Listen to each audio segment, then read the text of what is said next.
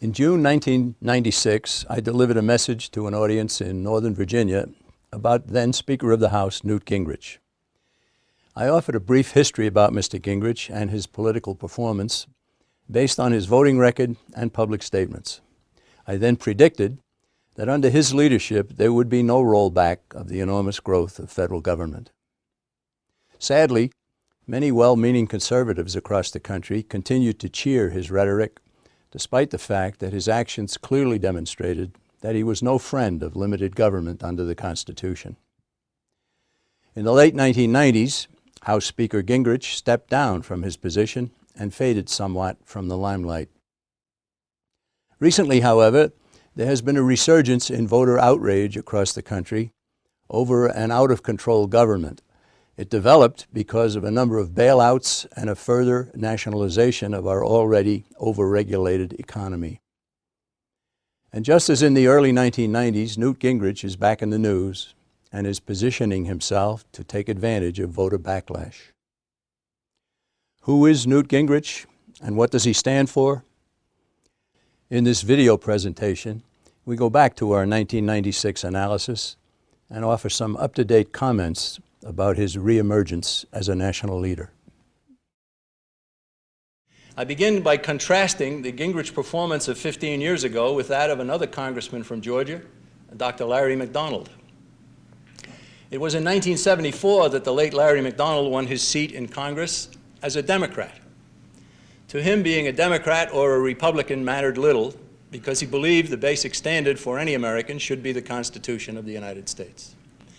He never intended to take his direction from a speaker or a party leader if it conflicted. His commitment was to the Constitution. Once in office, McDonald quickly demonstrated that he would keep the promise he had made to the voters, that he would be guided solely by the document to which he'd sworn a solemn oath. He also became a significant force, leading other congressmen from both political parties to do likewise. In 1978, 4 years after McDonald won his seat in the House, the people of Georgia elected Newt Gingrich, a Republican, as the congressman from a nearby district. Reputed to be a strict conservative, he was the first Republican from Georgia to serve in the Congress in the 20th century. Let's take a look at the Gingrich performance right from his earliest days in Congress. The September 19, 1979 Constitution-based conservative index shows McDonald with a 100% score and Gingrich with only 80%. Gingrich earned deficient marks in this rating period for voting for the creation of a Department of Education and for designating 68 million acres of mineral-rich land in Alaska as a federally protected wilderness. McDonald correctly maintained that there is no authorization in the U.S. Constitution for federal involvement in education. He also knew that a former leader of the American Communist Party named William Z. Foster called for a federal Department of Education by name in his 1932 book, Toward Soviet America. Among the elementary measures the American Soviet government will adopt to further the Cultural Revolution are a national Department of Education. The studies will be revolutionized, being cleansed of religious, patriotic, and other features of the bourgeois ideology. The students will be taught on the basis of Marxian dialectical materialism, internationalism, and the general ethics of the new socialist society. The measure creating the Federal Department of Education passed in the House by 210 to 206. A shift of 3 votes, therefore, would have defeated it. Ever since its creation, educational standards in America have plummeted. But Gingrich voted for something that the Constitution doesn't permit and the communists wanted.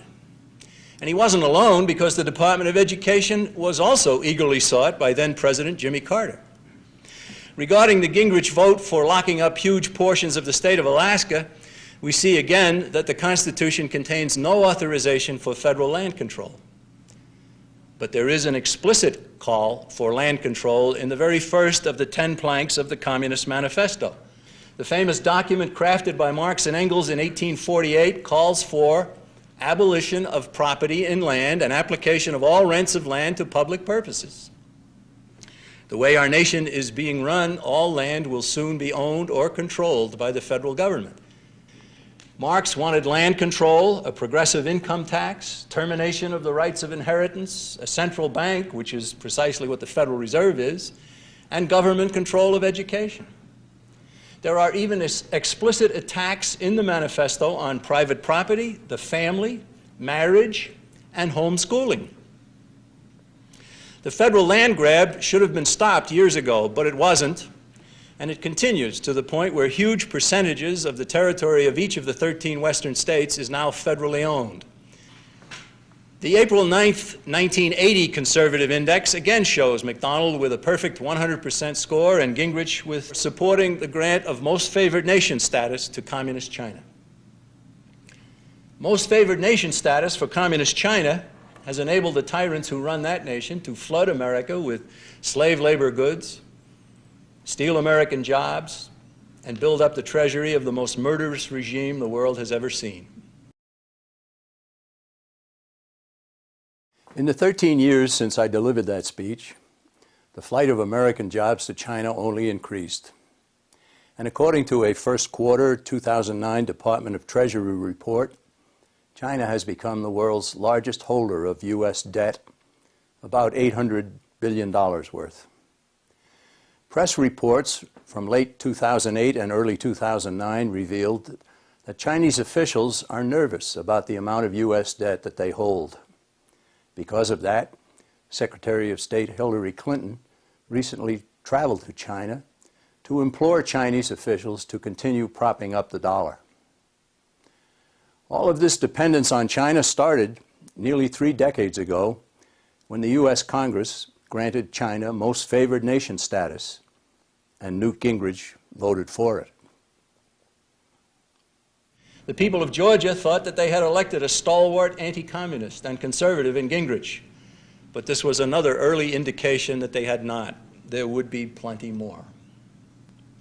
It is also important to realize that dozens of congressmen had the same 100% score as McDonald during these rating periods.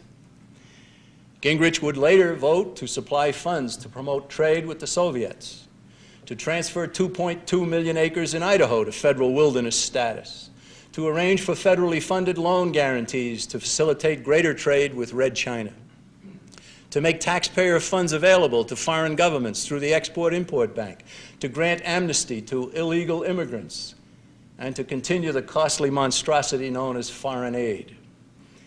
Gingrich did cast some votes that any constitutionalist could support, but the specific votes I have mentioned are those which clearly separated the Constitution's men from the establishment's boys. There were many more votes of this variety. For example, in 1994, before he became Speaker, Gingrich voted for funding for the National Endowment for the Arts, for an extra $1.2 billion for UN peacekeeping, for a presidential line item veto, for $13 billion in foreign aid, and for $166 million more for the IRS. In 1995, he voted for $31.8 billion in foreign aid, but could not bring himself to vote in a different bill to cut foreign aid by a measly 1%. From the earliest days in Congress, Gingrich was never the hardcore conservative enemy of the establishment's drive for big government, even world government. I recall asking Larry McDonald about Gingrich 15 years ago. The prompt response I received was his assessment that Gingrich couldn't be trusted, was extremely ambitious, and would compromise principles whenever doing so would advance his own career. McDonald considered him a candidate for membership in the establishment that is leading our nation away from its foundations and into central control. Newt Gingrich is now touted as the leader of the conservative movement, supposedly the much-needed alternative to Bill Clinton and the forces of big government. Time magazine named him Man of the Year and called him exceptional, brilliant, amazing. The magazine even characterized him as the key individual who will arrange to have, quote, power flowing out of Washington devolving to the states, unquote. That, of course, hasn't happened because it was never intended to happen. But who is the real Newt Gingrich? William F. Jasper included a telling glimpse of the early Gingrich career in an article from the New American Magazine in December of 1994. Jasper reported what the current biography yearbook for 1989 revealed about the speaker. This publication's short bio sketch began by noting that after Gingrich graduated from Emory University in 1965, he received advanced degrees from Tulane University in 1968 and in 1971. He then became a professor at a state college in Georgia. But then the current biography yearbook for 1989 stated the following: his behavior at Tulane appeared to belie his future conservatism and hawkish foreign policy views. He accepted student deferments rather than face the draft during the Vietnam War, experimented with marijuana, led a campus demonstration defending the school paper's right to print a nude photograph of a faculty member, and campaigned for Governor Nelson A. Rockefeller of New York in 1968. Well, to put it mildly, these are not the credentials one would expect to find in a principled conservative. No campaigner for Nelson Rockefeller could ever seriously be characterized as a conservative. When the Republicans won control of the Congress in the elections of 1994, Gingrich had already risen to the position of deputy party leader in the House. He therefore had the inside track to become Speaker. Because he was about to become the most powerful man in the entire Congress, a great deal of attention came his way. Ever the brash professor, he produced a list of 8 books he wanted fellow members of Congress to read. One was the Declaration of Independence. Another was the Federalist Papers, written by Madison, Hamilton, and Jay. But the Constitution was not on his list. Another of the books that Gingrich recommended made many sit up and take notice. It was this one, The Third Wave by Alvin Toffler, originally published in 1980 and reissued in 1994 by the New Age Promoting Progress and Freedom Foundation in Washington. Who is Alvin Toffler, and what did he promote in his book that Gingrich found to be so important that he would so highly recommend it? Toffler believes that mankind is entering a completely new phase of development, the third wave, if you will. To adapt to this new development, Toffler urged a whole new system of government for America because he believes that the old system just can't work anymore. He began the final chapter of his book with a letter addressed to the founding parents, which is what he called the founding fathers. To Washington, Franklin, Adams, Madison, Jefferson, and others, he wrote, quote, "For the system of government you fashioned, including the very principles on which you based it, is increasingly obsolete and hence increasingly, if inadvertently, oppressive and dangerous to our welfare. It must be radically changed and a new system of government invented, a democracy for the 21st century," end quote. Toffler closed by stating, quote, "For this wisdom, above all, I thank Mr. Jefferson, who helped create the system that served us so well for so long, and that now must, in its turn, die and be replaced," end quote.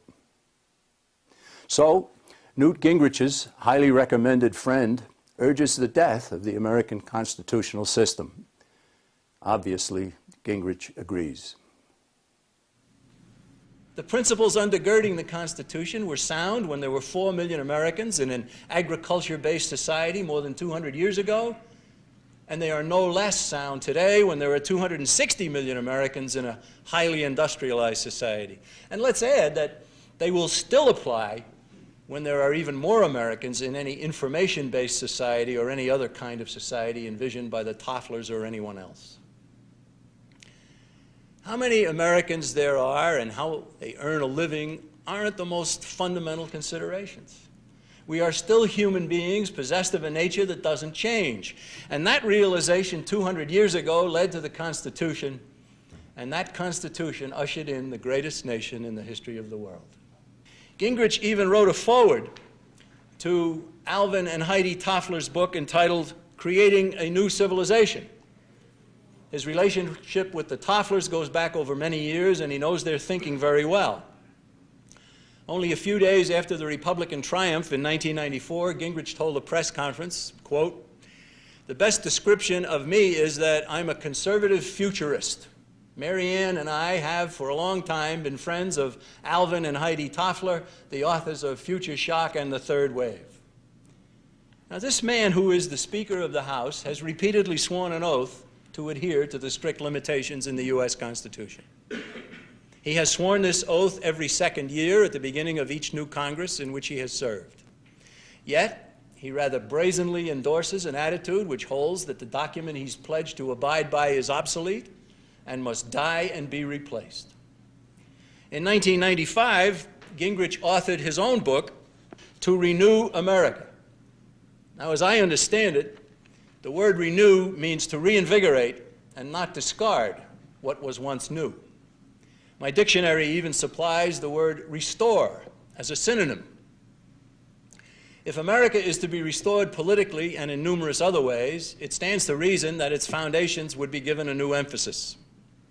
It stands to reason that getting back to the Constitution would be the basis of the renewal. But Gingrich's book mentions the Constitution only once, merely to acknowledge that it exists. Let's go back to the mid-1970s. In 1974, Larry McDonald won his seat in the Congress. This was the year that Newt Gingrich started running for Congress. It took him 3 tries before he finally made it. But 1974 was also the year when the incredibly subversive article, The Hard Road to World Order, was published in Foreign Affairs, the Journal of the Council on Foreign Relations. This article was written by CFR heavyweight Richard N. Gardner. It lamented that a single leap into world government wasn't possible, so he brazenly called for, quote, an end run around national sovereignty, eroding it piece by piece, end quote. He even stated that the end run approach could produce some remarkable concessions of sovereignty that could not be achieved on an across-the-board basis. Among the numerous recommendations to accomplish this end run, Gardner, as far back as 1974, remember, he called for disarmament programs, a UN military force, additional authority for the World Bank and the International Monetary Fund, and new and broader enforcement powers to go along with membership in the General Agreement on Tariffs and Trade, GATT. Now, no one from the Council on Foreign Relations has ever repudiated these explicit Gardner-authored attacks on national sovereignty. Instead, the CFR's journal has published other, less subtle assaults. But the overall goal remains the same. The Council on Foreign Relations wants to push the United States into a world government. And as many Americans have begun to discover, the CFR crowd has been getting its way for many, many years. So it came as little surprise to see the name Newton L. Gingrich listed as a member of the Council on Foreign Relations in the beginning of 1990. And this organization was founded in 1921 for the purpose of creating a world government and abolishing national independence. Jump ahead now to the fall of 1994, 20 years after the Gardner article in Foreign Affairs magazine. CFR member Gingrich's Republican Party has just won a huge victory in the 1994 congressional races. He's in line to be Speaker of the House. What does he do? He acquiesces in the convening of a lame duck session of Congress.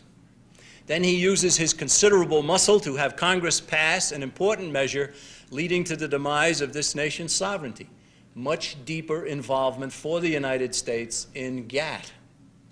He has already helped to get NAFTA passed.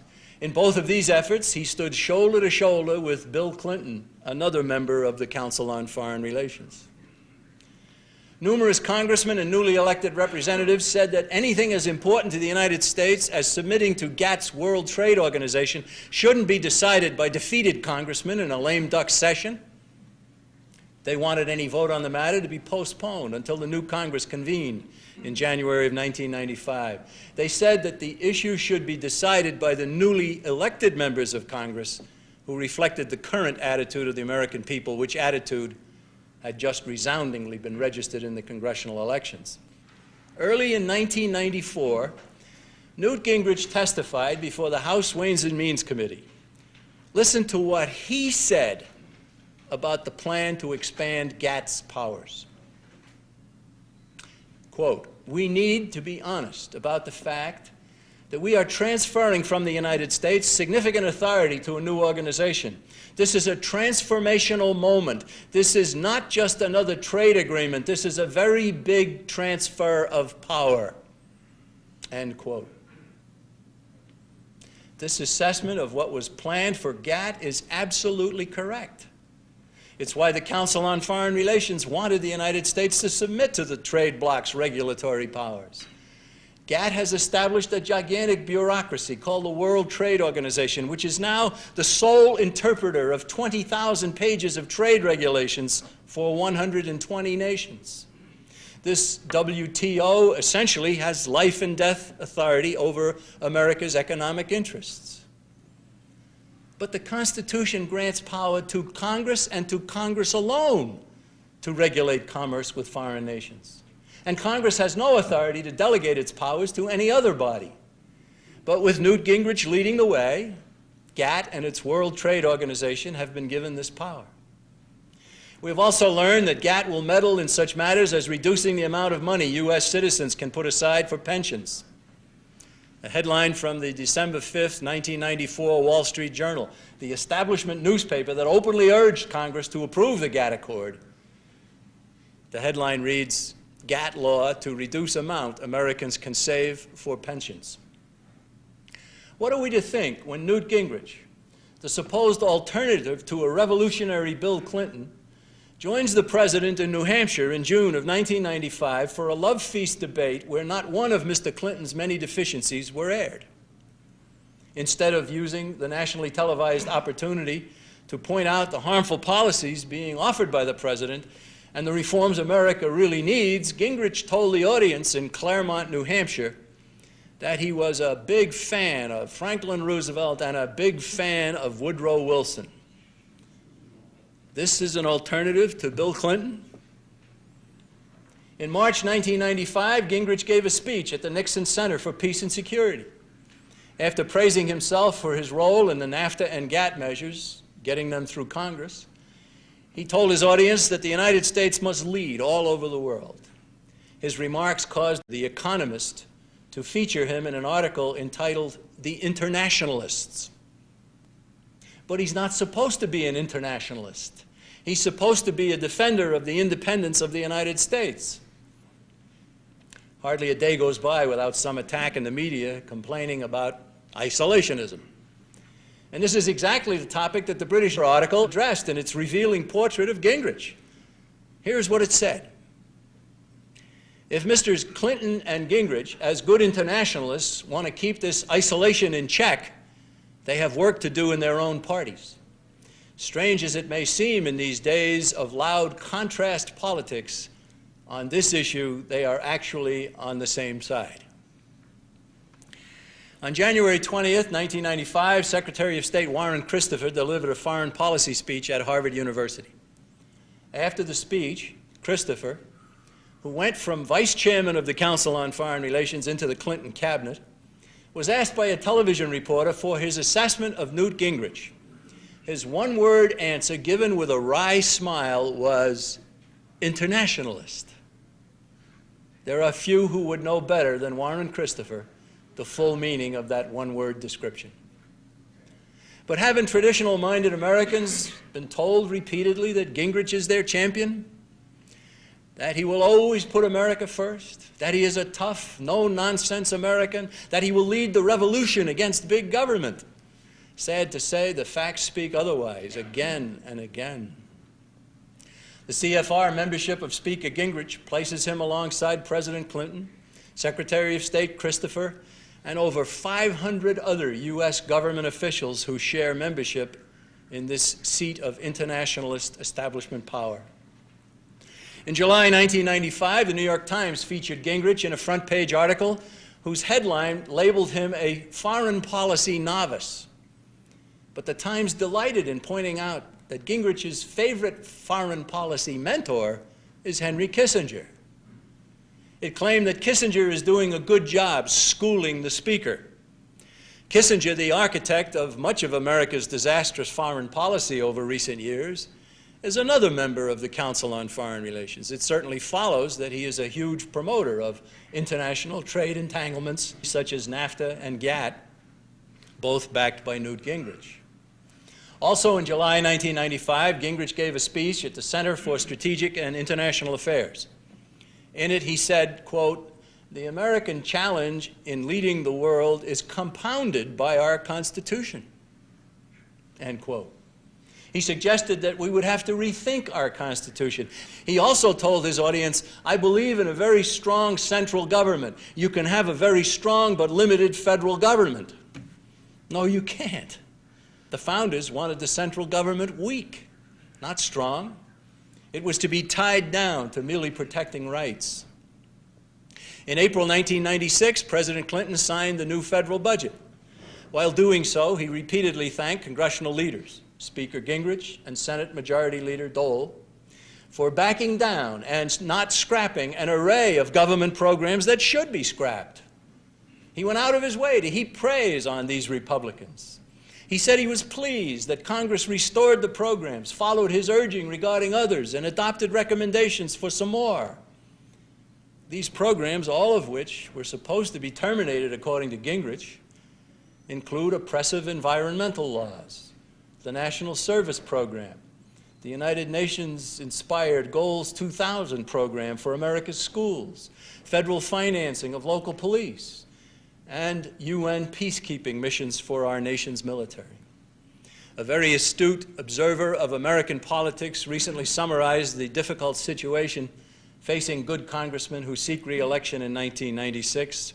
Gingrich has achieved something almost unthinkable. He has kept Republican freshmen from being conservative and yet set them up for possible defeat in November for being too conservative.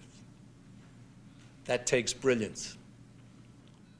Early in 1996, freshman Republican Congressman John Hostetler of Indiana wrote a letter to Gingrich and released it to the press. It said, "I am today declining your unsolicited offer to attend a fundraiser in southwestern Indiana to benefit my re-election." Hostetler felt he was better off getting ready for re-election on his own than having Gingrich by his side. And that attitude has spread amongst the very best of the Republicans in the House.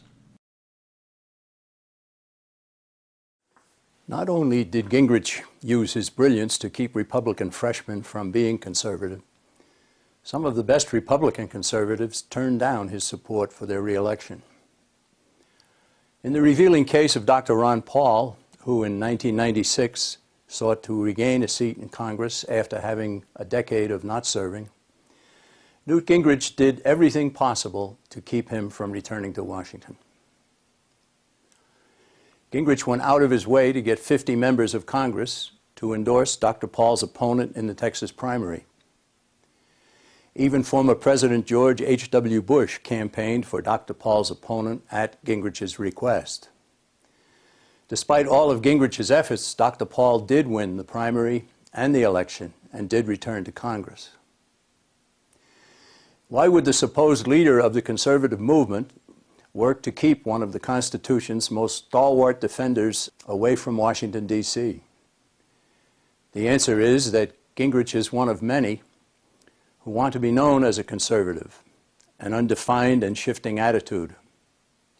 Many so-called conservatives today don't care to be reminded that there really is a Constitution that limits government power. Dr. Paul is more a constitutionalist than a conservative. Congressmen who do care about the Constitution have been complaining about being called on the carpet by Gingrich for disloyalty. Disloyalty to what? Not to the Constitution, but to the party and to the leadership of the party.